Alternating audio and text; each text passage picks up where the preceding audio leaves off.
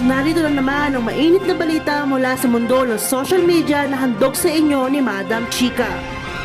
Isang malaking iskandalo ang sumiklab sa mahuling araw na ibunyag ng isang sikat na personalidad ang pangalan ng tinuturing na mastermind sa mga kalakalan ng illegal na negosyo. Ang kontrobersya ay uminat na ipahayag ni Robin ang pagkadismayado niya, isa umanong tanyag na negosyante, ang buong detalye ng kanyang mga natuklasan sa loob ng kanyang network. Matapos ang ilang linggong pagsisiyasat at mga pagdinig, lumutang ang pangalan ng isang mataas na personalidad at mga kilalang tao sa mga sektor ng negosyo at politika. Ayon kay Robin, siya mismo ay naging biktima ng isang malawakang operasyon na may kinalaman sa mga illegal na kalahal at pansamantalang pagpapanggap. Kasama sa mga inireklamo ni Robin ay ang isang mastermind na matagal nang hindi natutukoy.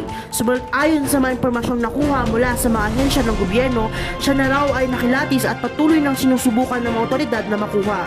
Hindi pa rin sigurado kung sino ang mastermind, ngunit malinaw na may mga posibleng koneksyon sa mga inilatag na sindikato.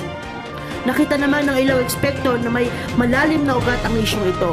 Marami ng mga biktima ng mga illegal na kalakalan na nagbibigay ng kanilang testimonya hinggil sa modus operandi ng nasa likod ng operasyon.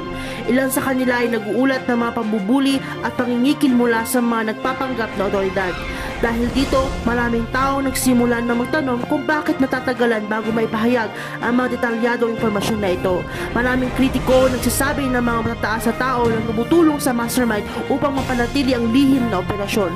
Kung magiging magtagumpay ang pagsisiyasat, inaasahan ng publiko na mayroong mga bagong revelations na mapapabagsak sa buong sindikato.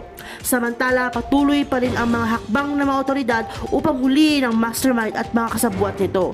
Sa kasulukuyan, isang hiwalay na kaso ang sinampa laban sa isang opisyal ng gobyerno na sinasabing may kinalaman na legal na negosyo.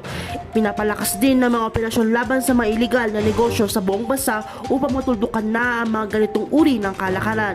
Mahalaga rin na maging mapanuri ang mga mamamayan at huwag magpabaya sa mga ganitong issue na maaaring magdulot ng masamang epekto sa ating ekonomiya at lipunan. Ang pagtutok at pagkaroon ng malasakit ay magbibigay daan sa mga kinakailangan pagbabago. Sa ganitong paraan, mas magiging ligtas ang bawat isa mula sa mapanlinlang na operasyon. Patuloy po namin kayong aabangan at magbibigay ng mga updates hinggil sa kasong ito. Hanggang sa susunod na ulat, manatiling alerto, magtiwala sa mga otoridad. By the way, this is Madam Chika at kung bago ka pa lamang sa akin channel, huwag kalimutang mag-like,